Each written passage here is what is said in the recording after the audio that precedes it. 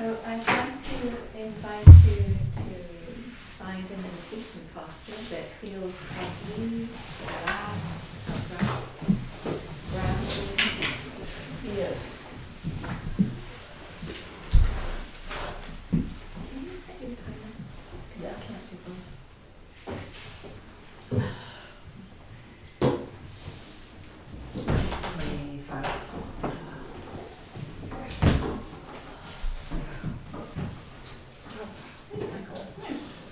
Good. Welcome.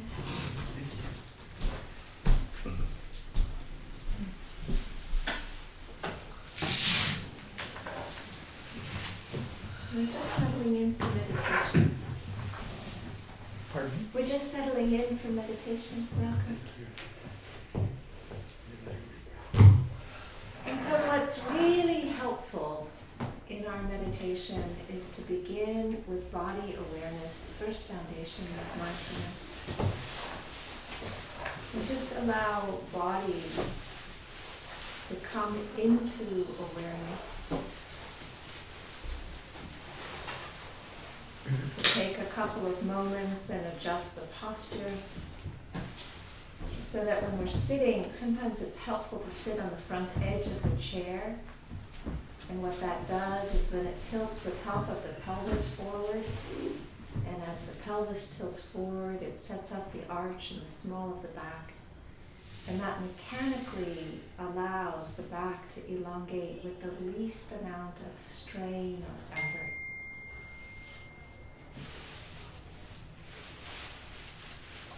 Maybe we can switch our phones off if we haven't already, so that they don't beep buzz.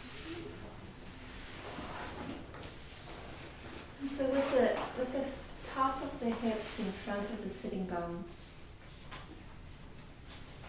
and the spine elongated, not out of will, but just a relaxed presence. And then we can take some deep breaths in and out. Just feeling the breath fill us, wash over us. Feeling the inspiration of the in-breath, energy, uplift, renewal, and relaxation and letting go of the out-breath.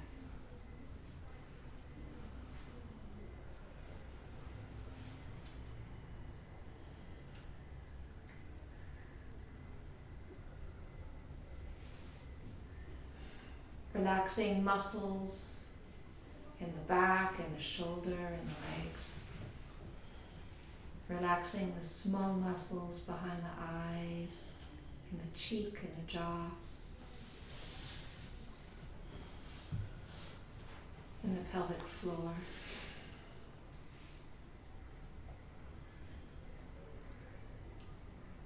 So our first anchoring is with our body, inhabiting our body, allowing our body to be a sacred vyasa, sanctuary, inhabited with breath and awareness. Breathing in, letting the cells of our body feel uplifted. Breathing out, letting go, releasing, relaxing, turning attention to what's present right now, letting go of what happened in the past, letting go of what happens next, or later, or tomorrow. And just breathing and allowing attention to anchor in our body right now.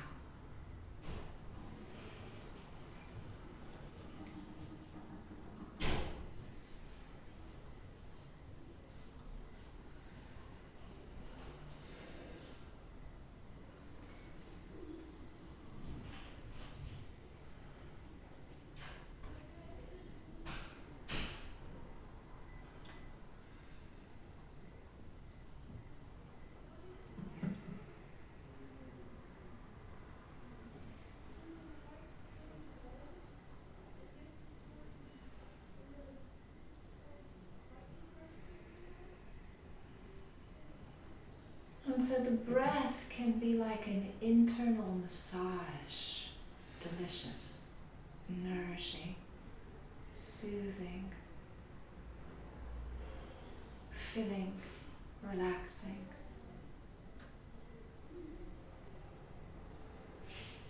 Like dessert, like being under a waterfall.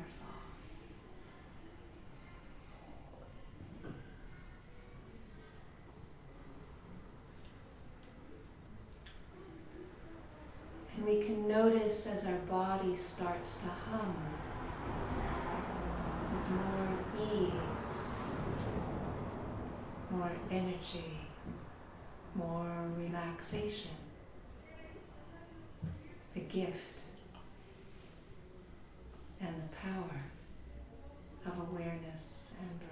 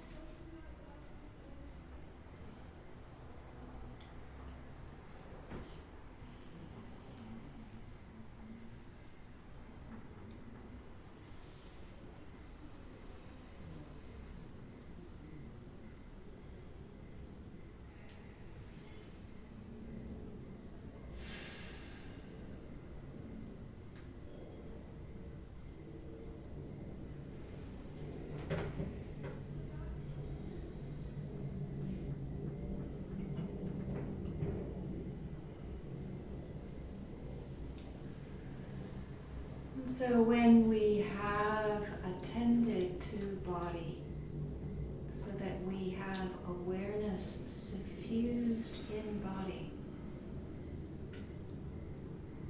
we feel the breath in the fullness of our body. Our attention is relaxed.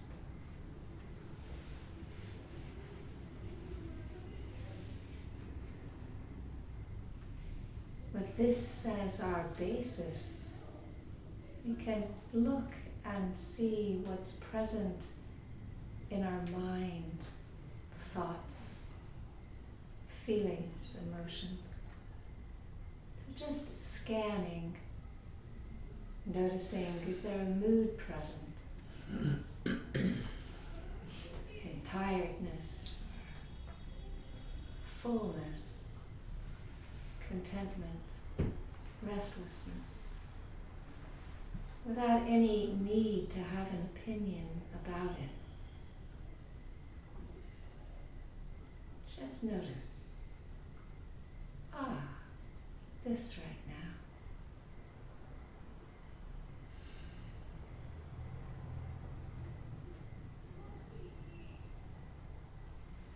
Just like a mirror reflecting is not colored by what it reflects.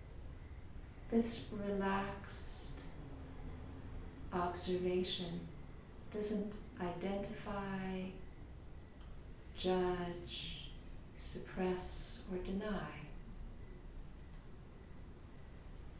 what's present. Doesn't need to fix it, doesn't need to change it. Just touch it and gently watch as it changes and dissipates.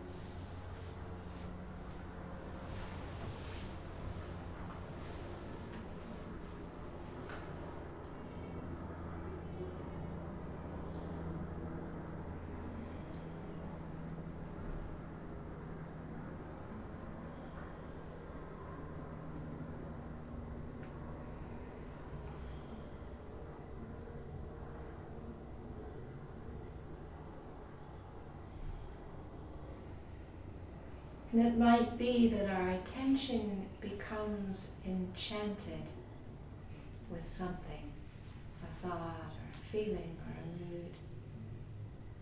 And all we need to do is just notice, oh, this again. And just gently return to body and breath. Feel awareness suffused in body and breath.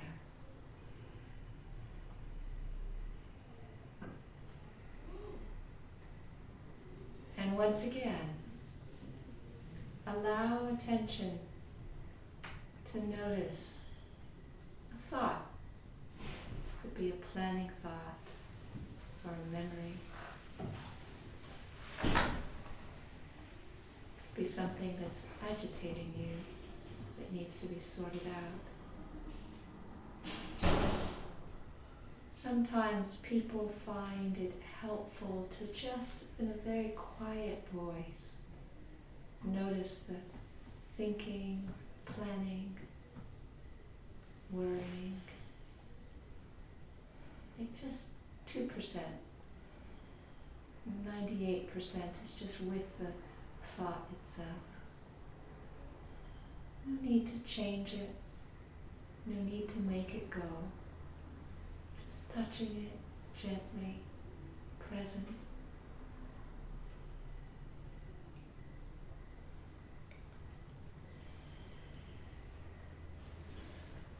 When it does pass, just allowing the breath, allowing the body to be an anchor to return to until there's a new thought, a new feeling, a new mood.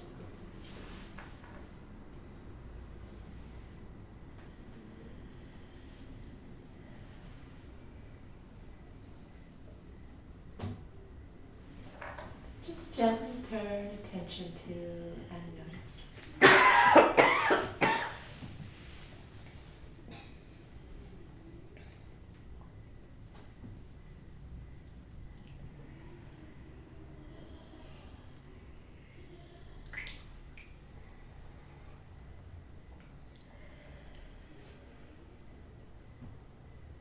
No need to force, no need to judge, no need to have an opinion. And when these come out of habit, we can just notice them, return to the body, to the breath. If attention isn't yet strong enough to notice it without identifying with it,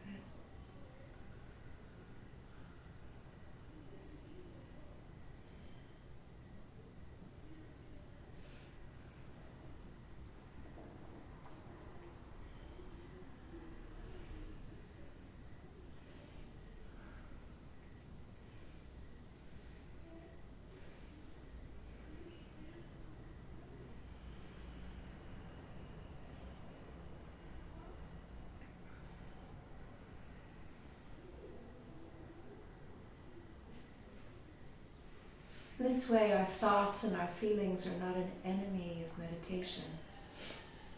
They're an object of meditation.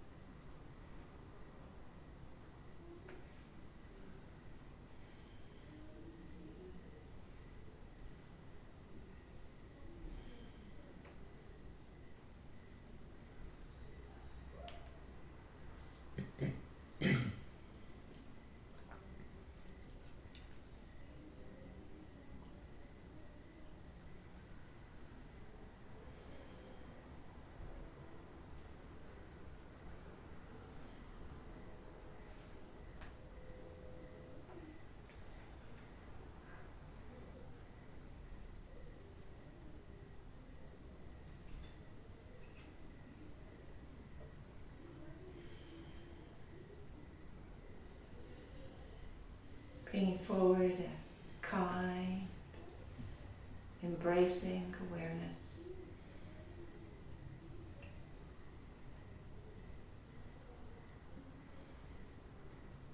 To whatever is arising, thoughts and feelings, judgments, opinions,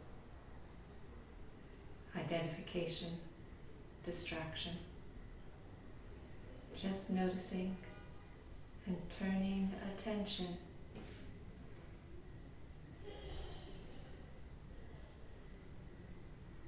in a way that allows the system to be present, connected, and relaxed.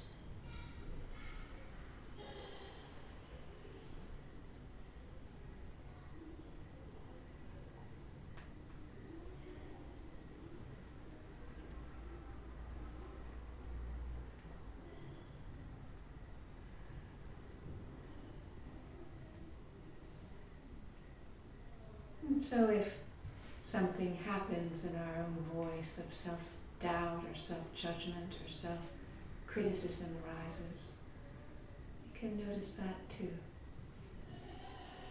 with a kind, embracing awareness. Oh, just this.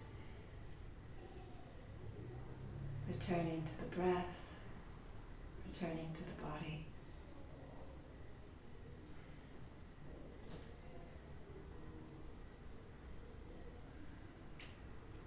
Until a new thought arises.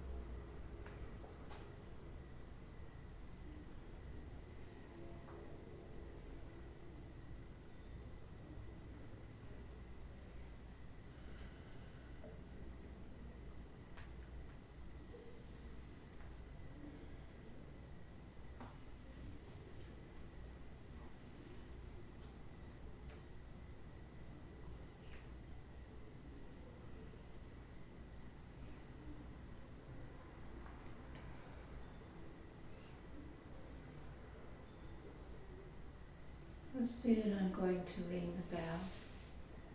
And the invitation is to just listen until you can't hear the sound of the bell, the last of the third ring of the bell. And then just notice the mind states as you open your eyes and look around at everyone here in the room. So this practice is not only about stillness and silence, it's about presence with what is wherever we are.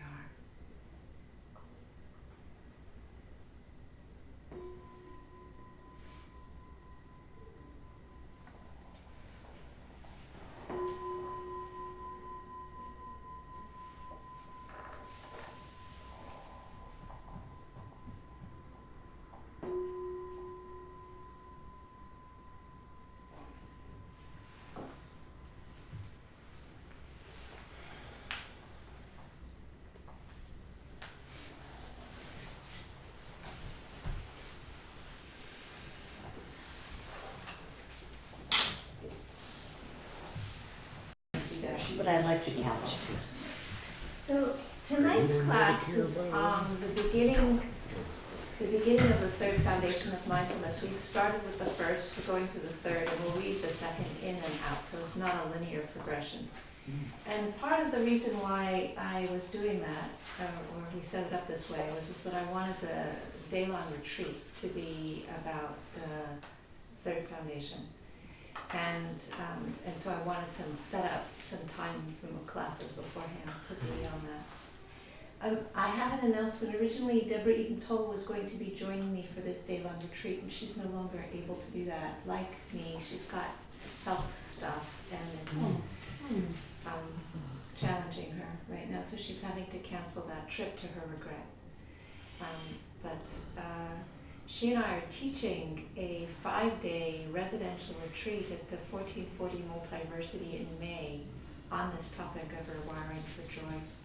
So if that's of interest to you, mark your calendars and I'll get you more information when the registration is up and open. Yeah. Where's it going to be? Multiversity, the 1440 Multiversity in yeah. the Santa Cruz Mountains. It's like going on retreat in a resort. Yeah, that's what I hear. I hear it's pretty nice. It's amazing. Do you know what month or? May. Oh, in May. Yeah, the dates are set. I don't remember them. So the third foundation of mindfulness is an important topic, but I want to backtrack a little bit and just review where we've come from. So we're looking at the Satipatthana Sutta, the foundations of mindfulness. And this is one of the teachings that the Buddha gave, which he said was like really fundamental to learn. And part of that is because it's got so many different teachings in it. But this path, if we practice it, is like a real clear path to liberation. So to understand what's in the sutta and then to utilize it, to make good use of it, is a clear path to liberation. So note to self. It's like, let's pay attention to all this stuff because it's really powerful and effective teaching. And so the first foundation includes attention to body, and then the second is feelings, and the third is mind states, and then the fourth is looking at the aggregates of what's going on in the mind in terms of aggregates, factors of awakening, the noble truths, the hindrances, the sense spheres. So our interest is not only, that would be enough, you would think, but our interest is to understand how to apply this as and when either we are dealing with limbic injury or our friends and our Sangha members are dealing with that. And so with the first foundation, with body, posture, breath, daily life activities, elements, we can see that the power of understanding the first foundation of mindfulness is that we can find a correlate of all of the other foundations in our body. So when we have a thought, we can see the imprint of that thought in our body. If we have a feeling, You can see sadness or grief or anger as it's experienced in our body. And so we can use the body as a vehicle to touch all of the foundations. And as such, it's an anchor to us to return to and stabilize wherever we are in this practice.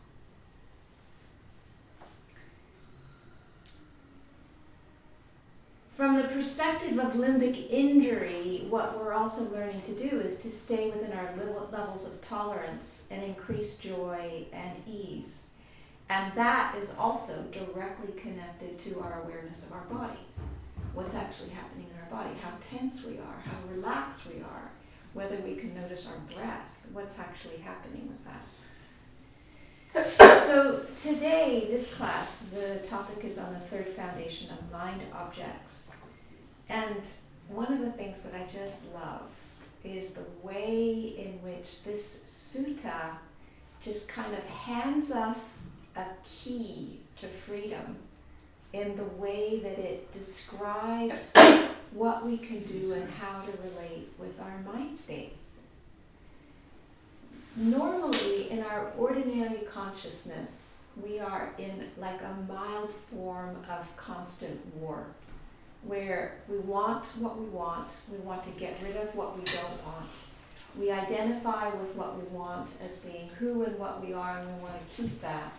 We reject, we deny, we dismiss what we don't want. We want to get rid of that. And so there's this battle of collect and gather and accrue and build the things that we like, and then to dismiss, to deny, to reject, to suppress, to disassociate, to get out of, to kill the things that we don't want, because we've taken them to be who we are.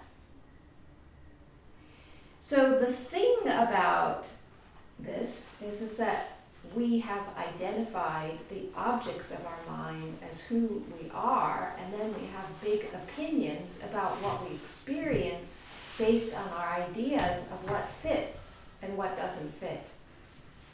And so the radicalness of the third foundation is that when we bring a relaxed attention to what's happening, we don't have to be in a war, because we don't have to identify. And if we're not identifying, then we don't need to have an opinion about what's arising.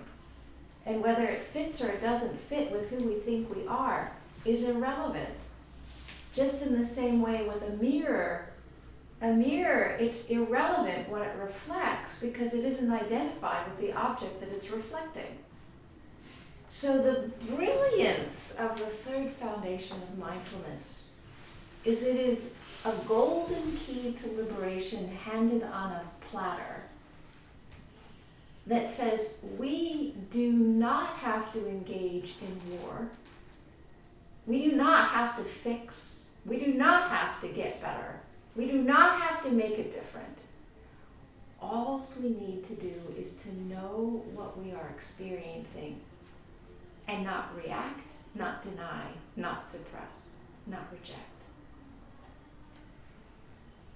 Well, that's a lot. Yeah. That's a lot. But what it is saying is that when we are able to do that, when we're able to touch something with a relaxed awareness, then there's this whole piece that becomes available to us that we don't need to do the things that we ordinarily do. The war can end. And that is absolutely awesome. So under the Buddha, when he was on the eve of his enlightenment, he was sitting under the Bodhi tree in Bodh Gaya, and he made this determination, okay, I'm done. I'm going to sit here.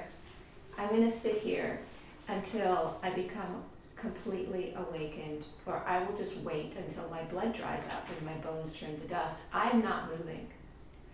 So, anytime we make a really powerful determination, watch what happens. Just all kinds of doubts and temptations and challenges will show up. It's pretty much guaranteed, And so the same was true for the Buddha. So certainly the story is cloaked in mythology in terms of the way that it showed up, but it's also very instructive. So under the Bodhi tree, the first host of Mara was desire.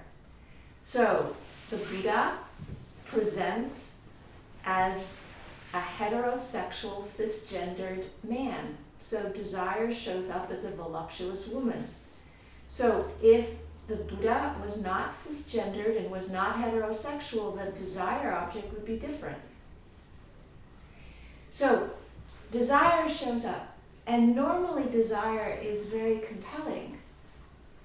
And so rather than having to vanquish the desire, get at war with the desire, annihilate the desire, what he did was say, I see you, Mara.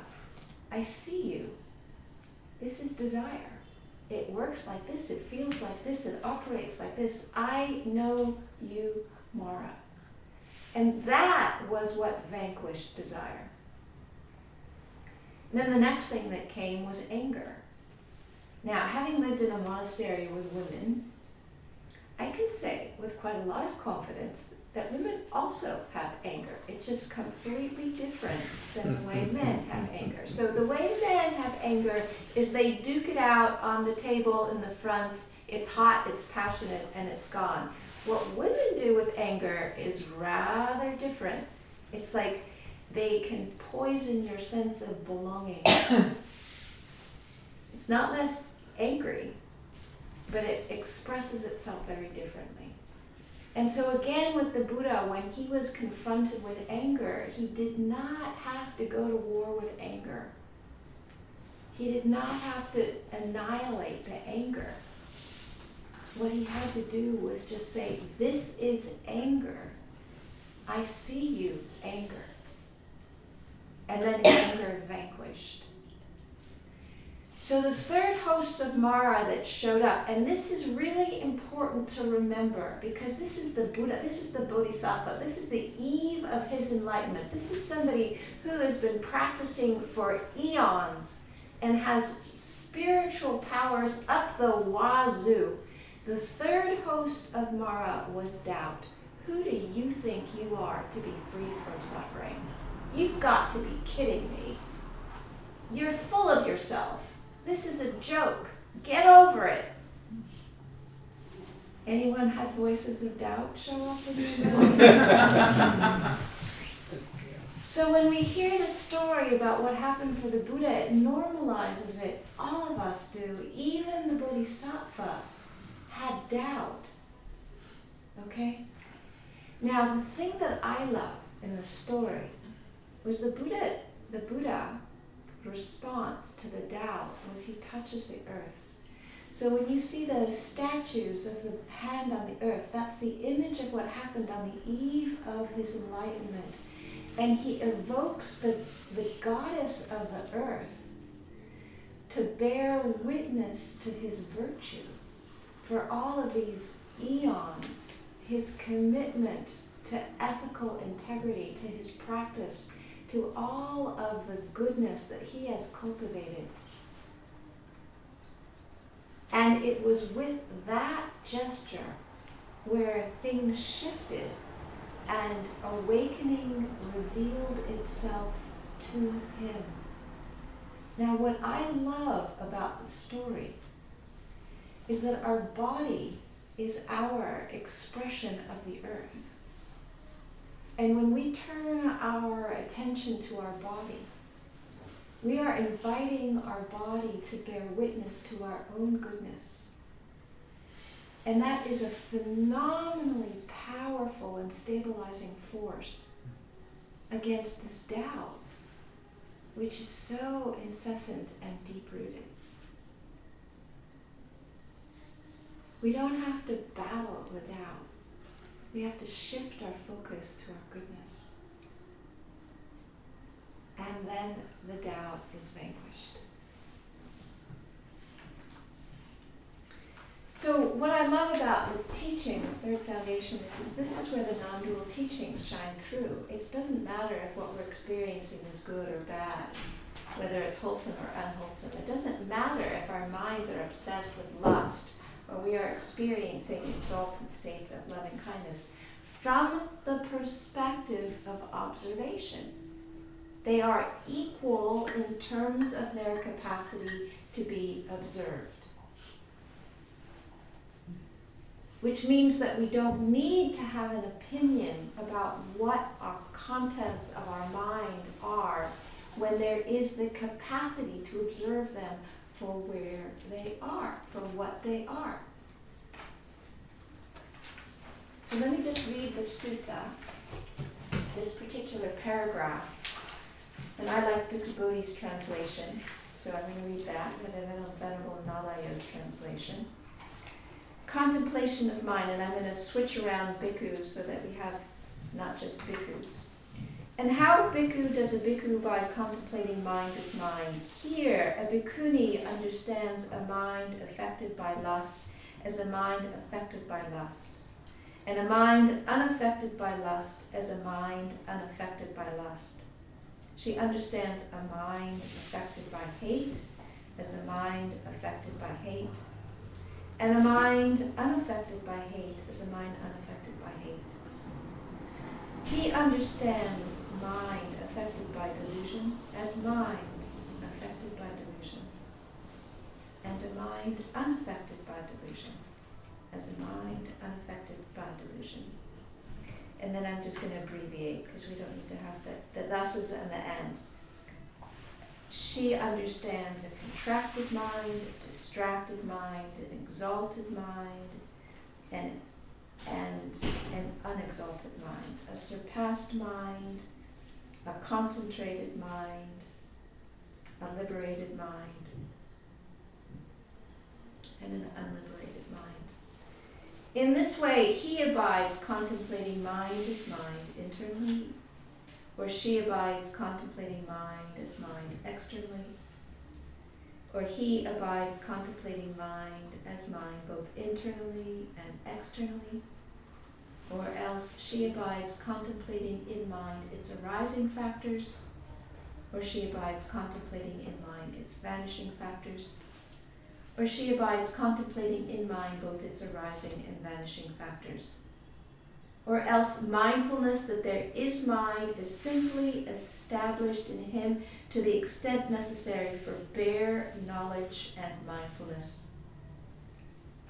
And she abides independent, not clinging to anything in the world. And that is how a bhikkhu abides contemplating mind as mind. So this sutta, which is, when we open it up and see what it's saying, it's a description of how to end the war. It's a gold chain of liberation. It's awesome.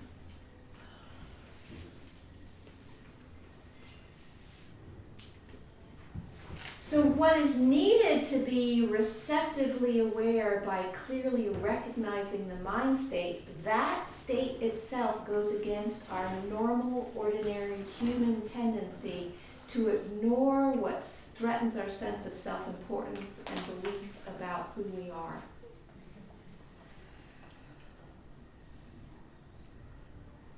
So from the Satipatthana perspective, it's clear. Watch it arise, watch it stay, and watch it go. And don't identify.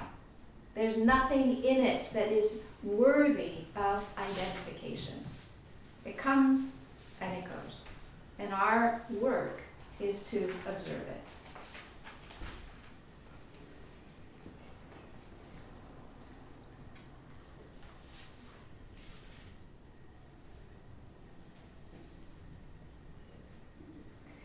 This uninvolved receptivity is required because of one's instinctive tendency to ignore whatever contradicts or when threatens one's sense of importance and personal integrity. The habit of employing self-deception to maintain one's self-esteem has often become so ingrained that the first step to developing accurate self-awareness is honest acknowledgement of the existence of hidden emotions, motives, and tendencies in the mind, without immediately suppressing them.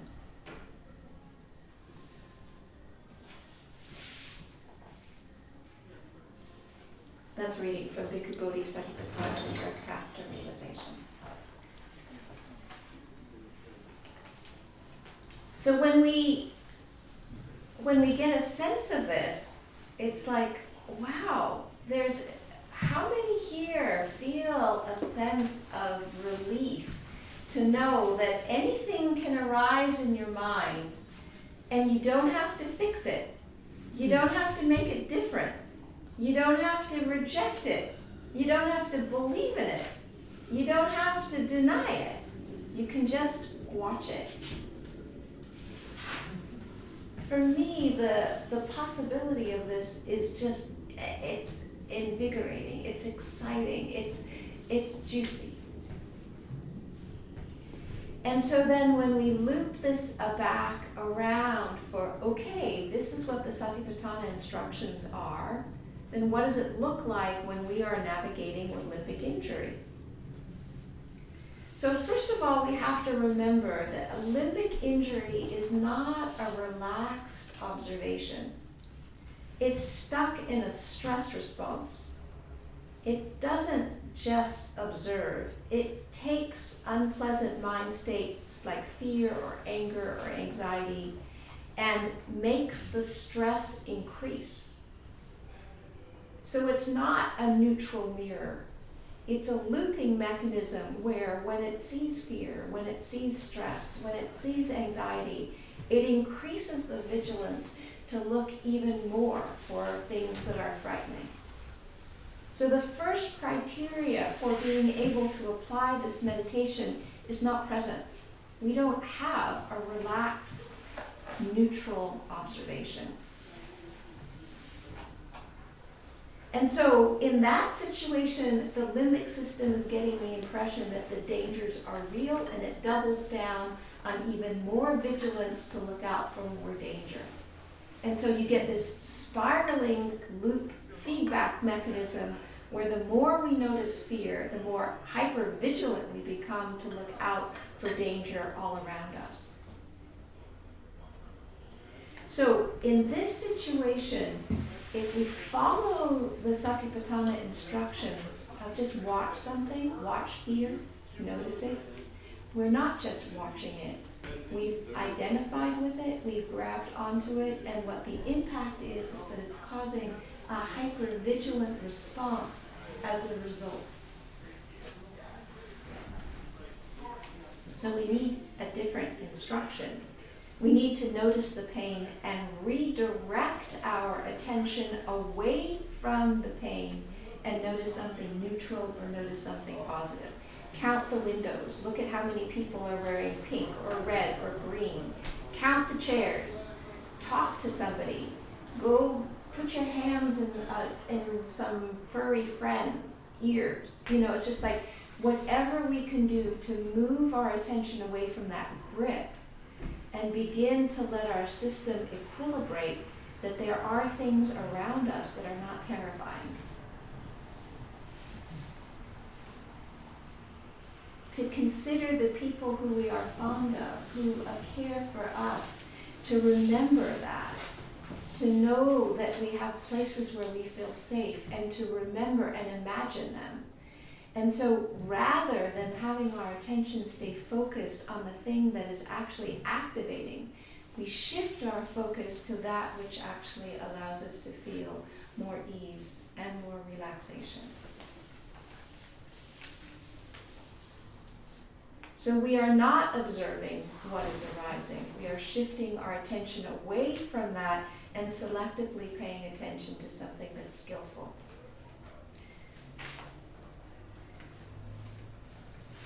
So when I was living in Colorado, in the wintertime it freezes and the road froze and I crossed the street and I fell and I broke my wrist. And I knew I broke my wrist. And so I went to the hospital and they put it in a plaster cast, and I couldn't lift things for more than like 2 pounds for a few weeks. Now, I didn't lift weight, not because I didn't want to work, but because I needed to heal, okay? So in a context like that, it's easy to see that there's a problem that needs to be remedied. It needs to be stabilized until it is remedied, and in that interim process, I have to make some adaptations. Well, limbic injury is not that different. We have to actually pay attention to the fact that something's different. We need to focus our attention differently. And in that process of focusing our attention differently, it's not because we're not wanting to work, but we're just needing to recover. So where it becomes curious is when we begin to get confused about, well, what's the difference between spiritual bypassing and skillful means when we're navigating something like limbic injury. So I went to John Wellwood's, an interview with somebody in Tricycle magazine, an article with John Wellwood. He was the one who coined the term spiritual bypassing. And he says, I coined this term to describe a process I saw happening in the Buddhist community I was in and also in myself. And although most of us were sincerely trying to work on ourselves, I noticed a widespread tendency to use spiritual ideas and practices to sidestep or avoid facing unresolved emotional issues, psychological wounds, and unfinished developmental tasks. When we were spiritually bypassing, we often used the goal of awakening or liberation to rationalize what I call a premature transcendence, trying to rise above the raw and messy side of our humanness before we fully faced and made peace with it. And then we tend to use absolute truth to disparage or dismiss relative human needs, feelings, and psychological problems, relational difficulties, and developmental deficits. And so he goes on to say, I see this spiritual bypassing as an occupational hazard of the spiritual path. And part of the reason why is because in the spiritual path, we preference the spirit above the flesh. We preference the absolute over the relative. We preference the impersonal over the personal as the place where lasting happiness comes. And then sometimes we don't adequately pay attention to those places inside of ourselves that actually need care and attention.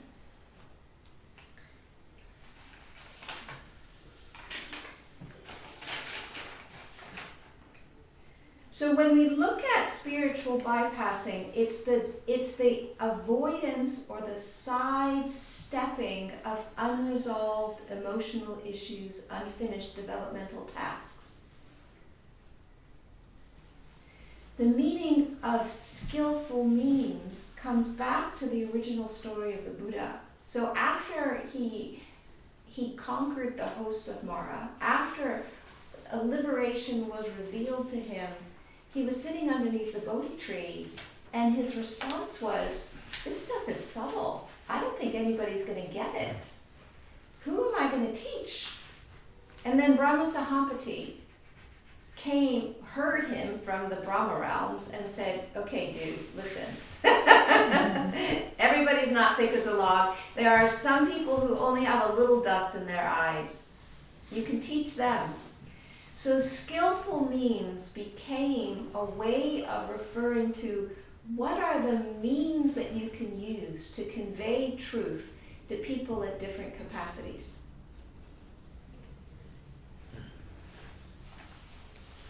So when we put these things together, when are we spiritually bypassing? When are we using skillful means? If we're bypassing, we can ask ourselves, does our action sidestep or avoid emotional issue, developmental tasks, or basic needs, emotional needs? Skillful means we can ask ourselves, does our action develop our capacity to attend, to develop strength, to make sure that our attention is relaxed so that we can observe rather than identify with an object?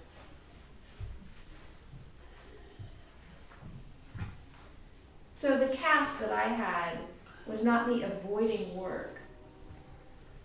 It was what was needed in order for my bone to heal. When we've got a limbic injury, sometimes we need to divert our attention from what's happening in order for us to have enough remembering of relaxation and ease so that we can attend without the gripping that happens that's common with limbic impairment. So summarizing, the third foundation is a key to freedom.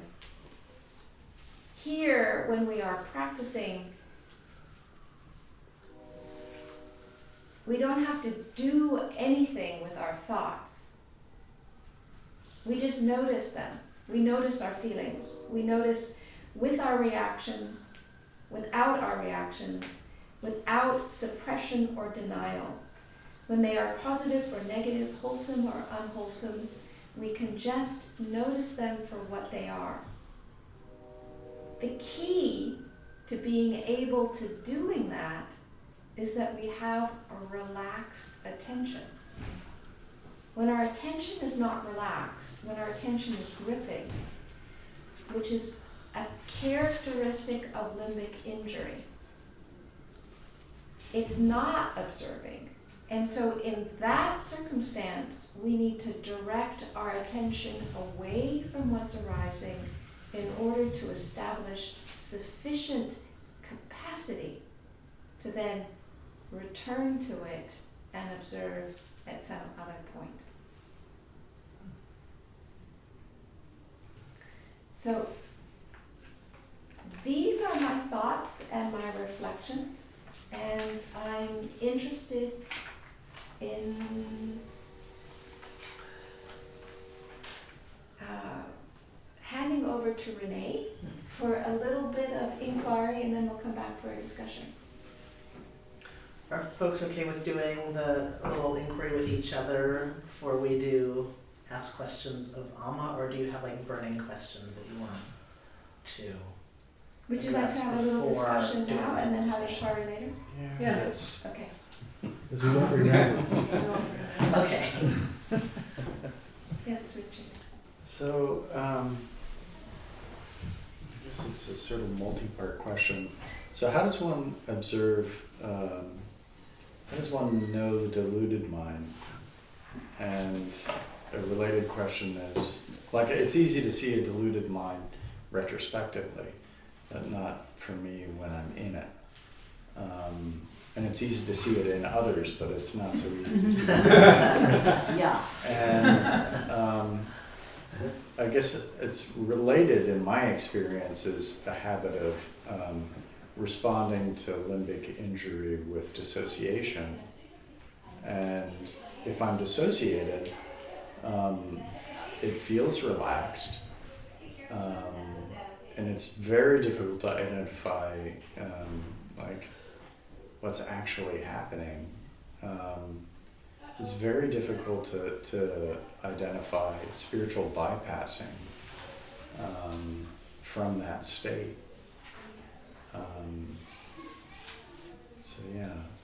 So, brilliant questions, Richard. And I think with some of the stuff, we don't have easy answers. What we have is that, like with the Yeti, you can't see the Yeti directly. All you can see is the footsteps of the Yeti.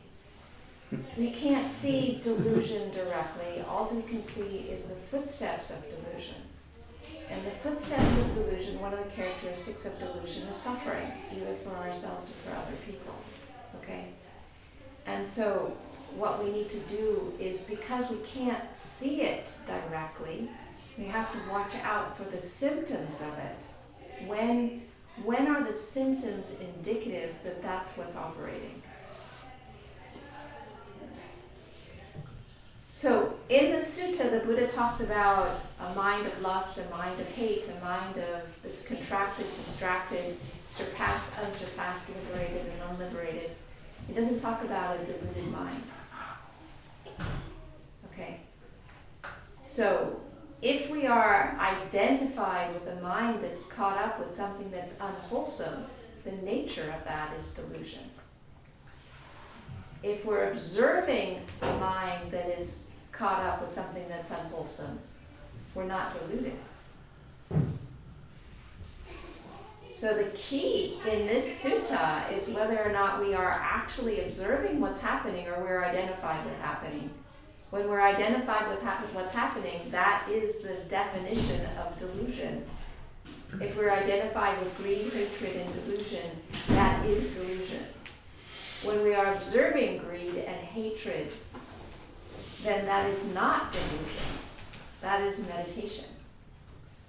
But what you're asking about with the dissociation and how do you differentiate, I think what is needed is the different somatic register, what it feels like in our bodies, between when our awareness is actually in our body and when it's not. Because I don't think we can come up with a conceptual framework that's actually going to be the secret sauce for this one. I think this is a body felt thing that we have to know what that feels like. However, I do have something to report. I was doing some trauma work a few years ago when I was in Colorado, and I was working with a woman whose specialty was trauma work, and she was excellent. And it's often the case when practitioners work with meditators that they're happy to work with us because we have skills that people off the street don't have. So I walked in, and this was right after having a concussion, so all of my trauma stuff was activated by the concussion. And she said to me, listen, she said to me, when you are just observing something, you are dissociating. Okay, this is like decades of meditation. And that was her instruction. If you are just observing something, you're dissociating.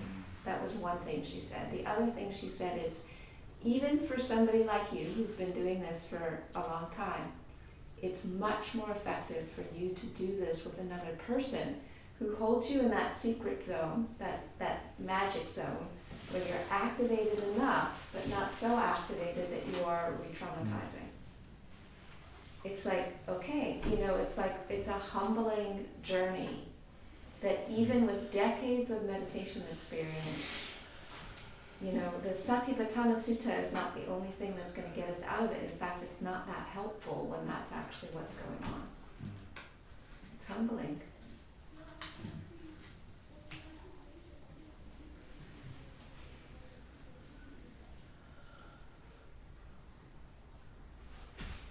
So just to be clear what your answer is to his question, it's never going to be a capacity of your mind to recognize when you're dissociating versus, my concern is like, I have a whole life habit of things that I don't want to look at, I'll go on to something more pleasant. But you're saying it's the only way out of that is really to know the bodily sensations that accompany each of these things that you're doing? Well, those are two slightly different things. Okay. So dissociation and moving towards something that's pleasant in order to avoid an unpleasant, they're two different things. So we can't compare apples to elephants. Okay? They're not exactly the same thing. Okay. Yeah. But I have a history of going towards something pleasant and pretending the unpleasantness is there. So that's a different thing. Avoiding is still different than dissociating. Okay. So dissociating is a way where there's a pulling back from awareness of the body rather than an inhabiting of the body as a way of being present with something. And it was a survival mechanism. So we have to understand that all of these things that we come with, they were blessings because they kept us alive and safe enough at times that wasn't safe. So we need to thank you, and it's not serving any longer to do that. So what can we move forward with that is serving us now? So in a situation where we have a habit tendency to avoid something that's unpleasant, what we need to learn to do is to recognize when we're doing that, and then see if we can find different choices earlier. I think that would be my sense of the right way of responding to that. Richard, with the dissociation, it does feel pleasant. There's not a lot of things that are happening that are unpleasant in it. It doesn't have the same quality of engagement and vitality as when awareness is suffused throughout the body. It has a different quality. I mean, it can be as rich, but in a different way. I mean, it's like a fantasy world, but it is not embodied. That's probably the key difference. That's right. It's not embodied, and from the perspective of useful, it's not useful in meditation. I think it can be actually integrated in meditation. So the images that can arise in a dissociative state can be useful images as meditation objects because they can have meaning and emotional meaning. It's hard to describe. So I think rather than I don't want to put down dissociation. I don't want to make it a bad thing. I don't want to make it bad. But I think what is helpful is that when we are aware or have some sense that that's what's happening, to see if we can find the thread back to where we can find embodiment from that. It's very difficult. It is very difficult. It's because you just don't, I mean, There's it wouldn't work so well if it weren't really difficult to notice. Because as soon as I notice dissociation, it stops working. Yeah. So yeah. But isn't the purpose of at least one aspect of dissociation is to leave the body? I mean, it's It's serving to its over- purpose. That's exactly right. In the face of trauma, you just take off. And so that you're not in that body which is suffering or panicking or being abused or tortured, it is useful. I mean, I'm just saying as a psychological mechanism, that's why that has come into play. Yes, correct? So that's why it's really important not to make dissociation bad. That's right, Right, but it's not the same as meditation. yes. Right, and so when and so dissociation doesn't resolve in freedom. It resolves in escape from something that's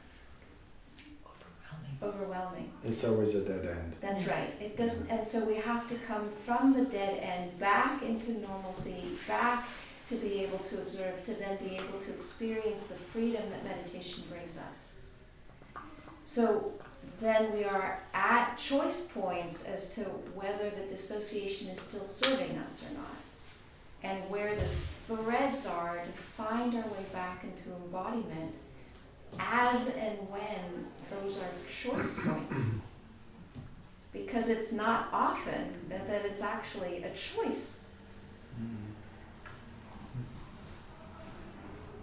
So it's like finessing our way back into embodying greater degrees of embodiment. It's not like, oh, I'm going to turn right. Oh, I'm going to go straight. Oh, I'm going to turn left. It's like, just there. It's finessing it. It's like degrees of, can I feel a little bit more connected and embodied here? And what does that look like? Yes. Then what I really appreciated your comment that some of our meditation practices have removed us from a sense of embodiment, right?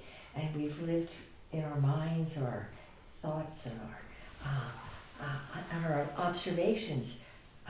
But when they're, for me, when I'm aware of my body, I am aware of endlessly things changing and sensations changing and moving experiences within that body, endlessly changing, the breath changing, the size of it. But when I'm in some kind of a reflective state, I'm not always able, 90% of the time, to be aware of also the changes in the mind, because they're just as endlessly changing as sensations in the body or body states. And I don't know how to understand that and cope with that or deal with that or practice that. When I hear you say that, Marcy, what I sense is that what happens is that it's a little bit easier not to identify with the sensations in the body as being who and what you are. And therefore, you can notice their changeability. And in the mind, there's more identification, and therefore there's less capacity to notice them changing. I didn't realize that could be the reason why there's less capacity. It's because I identify so quickly with it. That's right. So Where you're right, or with the body. So just the knee hurting, not me, just the knee. But I can't say that about, I can a little bit more say, there is a lot of anger up there, or there is a lot of grief. I can see it that way, meaning that I can observe how ambivalence is there and then it disappears, or how different thoughts come and fade away. In fact, ones that were so solid and real no longer exist. So even I guess why I'm asking the question, even of our deepest longings in meditation, they're all impermanent too. And everything that we're reaching for and striving for is also impermanent, ends, comes to an end. Everything. Every level of consciousness and awareness comes to an end, doesn't it? what is conditioned changes. What's not conditioned doesn't change. And so when what we are looking for is still in the spectrum of conditioned happiness, then it changes. Yeah. But when what we open up to is what is timeless and ever present, then that doesn't change. And so part of the blessings of these teachings is that they are a gradual path. They give us access to greater kinds of happiness, and that they can bring us to a happiness that's not based on conditions being a particular way. Mm-hmm. And so on that level, our body is certainly going to change and die. That we can be for sure. You know, that's guaranteed. But when the heart is able to shift its alliance, its allegiance, from the things that it knows to relaxing into that which knows is not dependent on these things. And so there is a peace and a freedom in that is not conditioned. It doesn't just end. Mm-hmm. Mm-hmm. So the challenge then is to be in the messiness of our human experience with the pain of our traumas and our limbic injuries and our relational woundings and our attachment woundings, to know them, to touch them, to hold them, and then to be with this practice in a way that actually gives us the tools and the resources to find these deep, lasting happinesses without us ignoring, denying, suppressing, avoiding, or making less of this whole human experience, which is messy and not simple and sometimes challenging. That's the gift, where we make the best of the world, where we use it to grow, and we understand the depth of our spiritual practice and teachings, so that we have both. We don't use one to deny the other or suppress the other. We are appropriately attending as and when we need, where we're at, so that we have a healthy human that is able to love and relate and receive care and intimacy. And we know that in that human realm, there isn't lasting happiness, that the lasting happiness comes from this letting go. Mm-hmm. That we can do both. Mm-hmm. Yes, Tom? Aren't you really just talking about the relative and absolute there? That's right. I mean, the thing that doesn't change is consciousness, right? And Right. conscious awareness is the absolute, as I understand it. That's right. That's actually right. Yeah, Yeah. so, and the two of them are married. Real awakening, as I understand it, is the marriage of those two, the relative and the absolute. You can't have one without the other, in true freedom. I find that fascinating. You expressed it very nicely, actually. But I have another question. It seems to me, as you were saying this up above about identity, is based on delusion, and observation is non-delusion. So that the other way I thought about this in the past, and you just reminded me of it, is that if you're feeling humble, you're not deluded. If you feel humiliated, you're identifying. Right? I mean, that's a sense of it, I think. That's a sense of it that I experience, When I'm feeling humiliated, I know something's wrong. That's painful, to recognize that. But humility is a different thing, It doesn't feel painful, actually. It feels truthful. It's a beautiful way of putting it. Yeah, very beautiful. So this is one simple way to kind of notice, what is going on. When you're feeling humiliation, you're taking it personally. You're taking it personally. You're identifying. Yeah. Don't take it personally. Yeah. Yeah. Maybe sometime down the road we'll talk, or you'll talk about, I don't know, I'll speak for myself, but my memory and my mind is sort of changing and getting a little less, present or aware at times. And I guess I'm wondering, how are we going to handle some of the mental changes where we start losing our minds and our memories? How do we deal with that? And I'm not just saying the lightweight level where I can't remember somebody's name, but I'm saying if you had Alzheimer's, or how is that understood within these teachings? Well, I don't know that I can talk about how it's understood within these teachings. I can talk about what happened with me and my mom, just like in terms of my own personal experience of navigating it, which is that it was both completely devastating and absolutely spectacularly beautiful. Because my mom, who was this energizer bunny, she was just this gregarious, outgoing, dynamic being. All of a sudden she became like this wide open, still spacious, loving person. But what was really clear for me with my mom was that the blessings of her at the end of her life both had to do with her own personal virtue, but also with the quality of connections that she cultivated that were there for her when she was not able to come up with the same level of decisiveness and decision and ability to follow through. So she had a team of people who, solid, intelligent, capable, dedicated women who were very available to her. So what she got was the result of the way she lived, which just happens for most of us.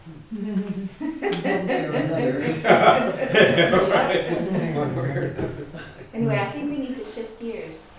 I don't know what the time is. But I don't want to extend this, but Marcy's question is a real valid one for someone who's a serious practitioner. What's the residue that, and I want you to answer it now, but what's left of your practice when you are no longer have the cognitive ability to know what's going on? There must be some residue in your neurobiology. But you see, that's where we get mistaken. Because we are identified with our practice as our cognitive abilities. Yeah. And awareness is not a cognitive ability. Right. So the more that we practice with letting go our attention into this awareness, which is vast open spaciousness, that's not based on our cognitive abilities. The more that we can relax into that, then the more that that's going to support us and serve us when our cognitive abilities are changing.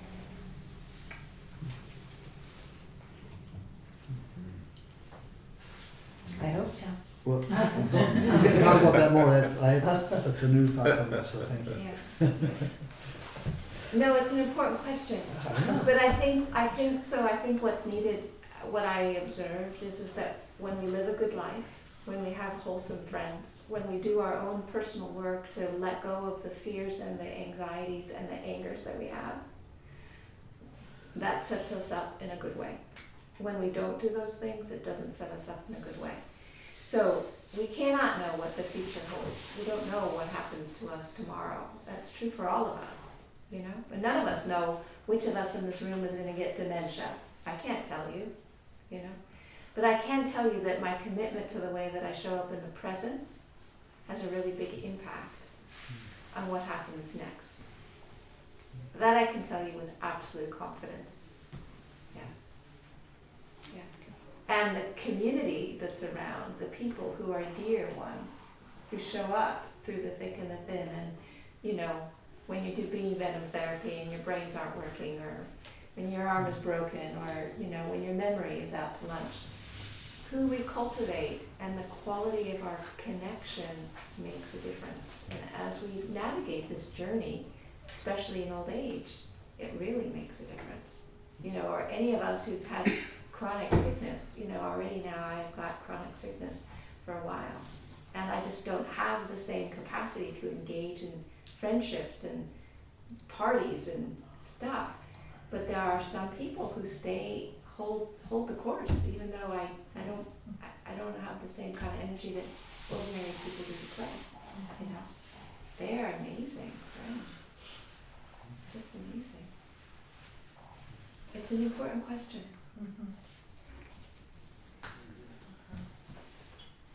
Can we switch gears? Are we ready? Yeah, thank you.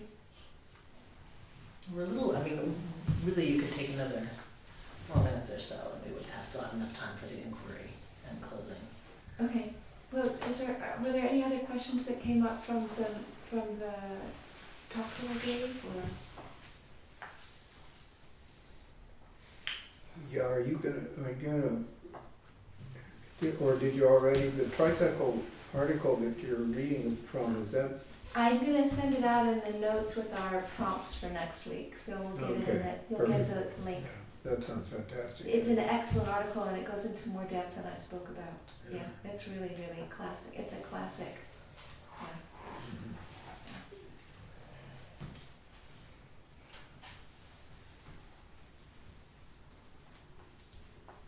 Go ahead. Let's go ahead and Wait. vote. Go ahead. I was just gonna say, this has just been a lot of food for thought for me, and it's, as you've been speaking, I just see a lot of patterns in my whole life, coming out of the limbic injury. One of my patterns is when I hit an inability to, in practice, to see an insight, or I just get stuck, this sense of hopelessness comes over me, and I'm perceiving that actually as a delusion, as some sort of protective delusion to feel like, oh, this is hopeless, I can't do this.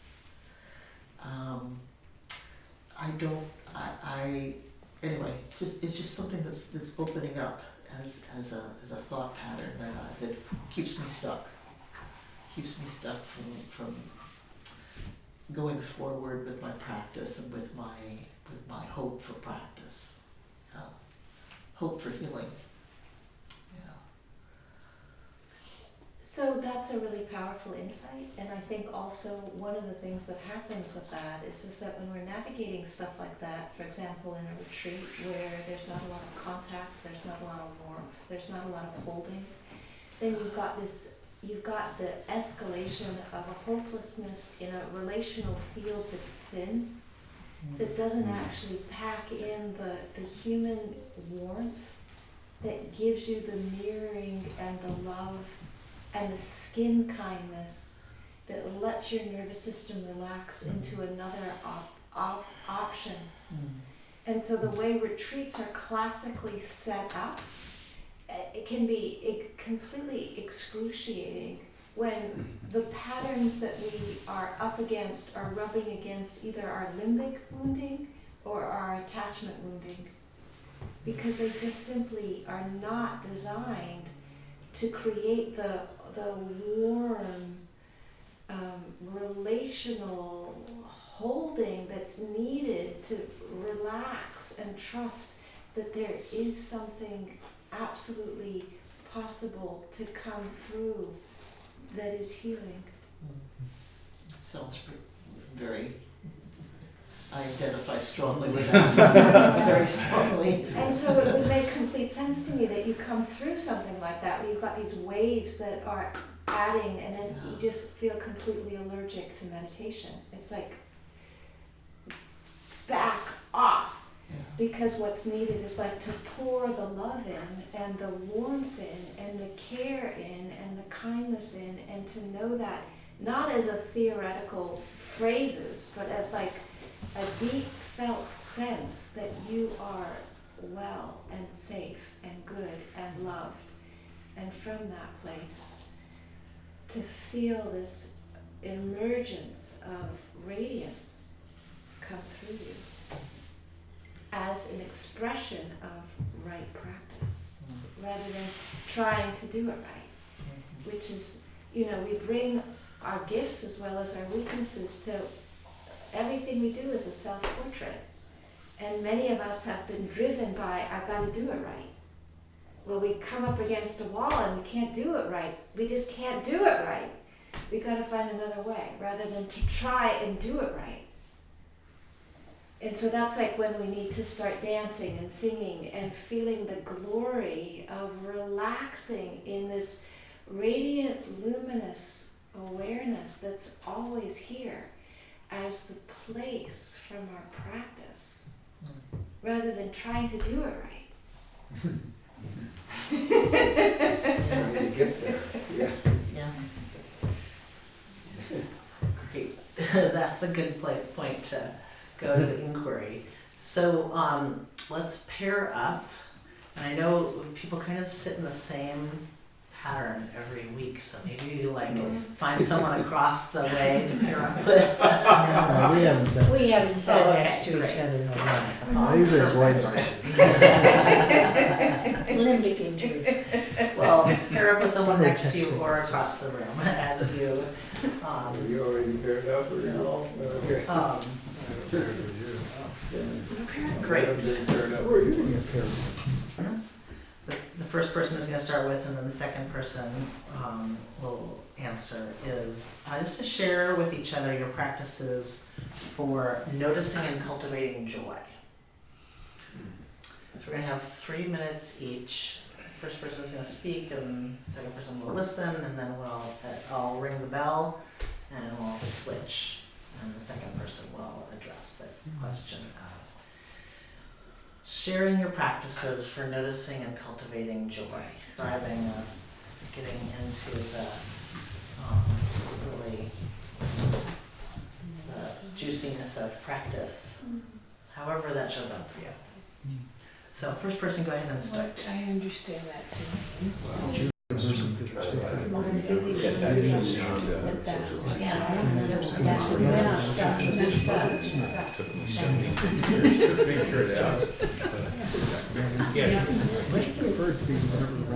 That's good. You're so engaged. You're ringing the bell again.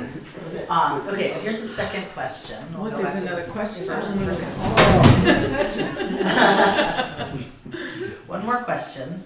Where do you turn to in your practice when you need comfort, safety, or belonging?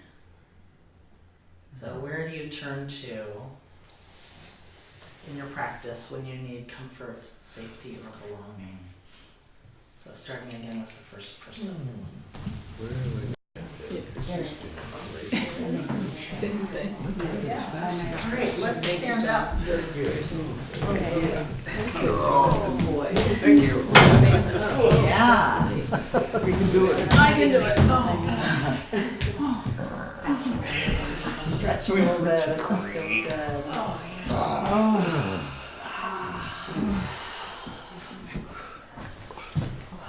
All right, so we're gonna do the go round and say just one word or short phrase of what we're leaving with. So I'll start, and I am leaving with joy and gratitude.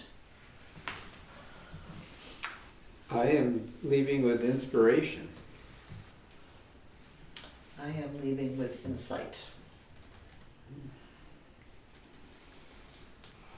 I am leaving with my body.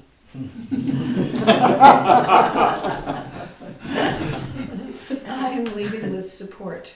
I'm leaving with self-acceptance. Leading with a little bit of intimacy and a little bit of transcendence. I'm leaving with a sense of fullness. New perspectives. Interest and a little bit of excitement. A kind of relaxed hopefulness. I'm leaving with warmth and friendship.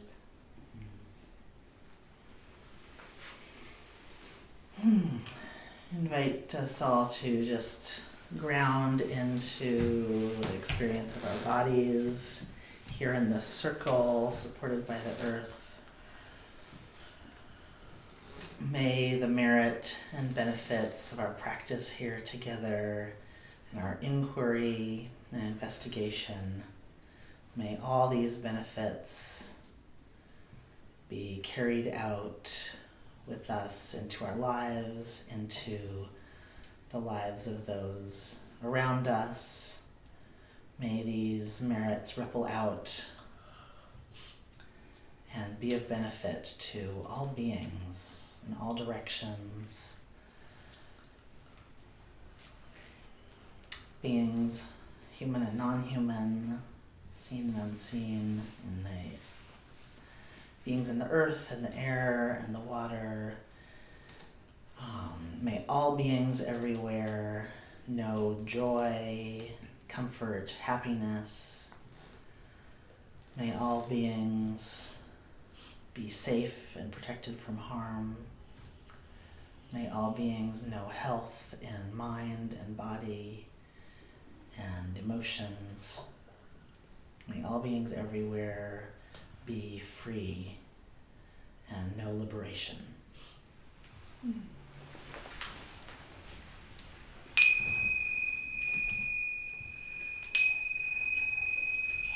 Very good. Very good. Yay! Big stretch. Right. Congratulations. How do I keep What did I? Oh, yeah.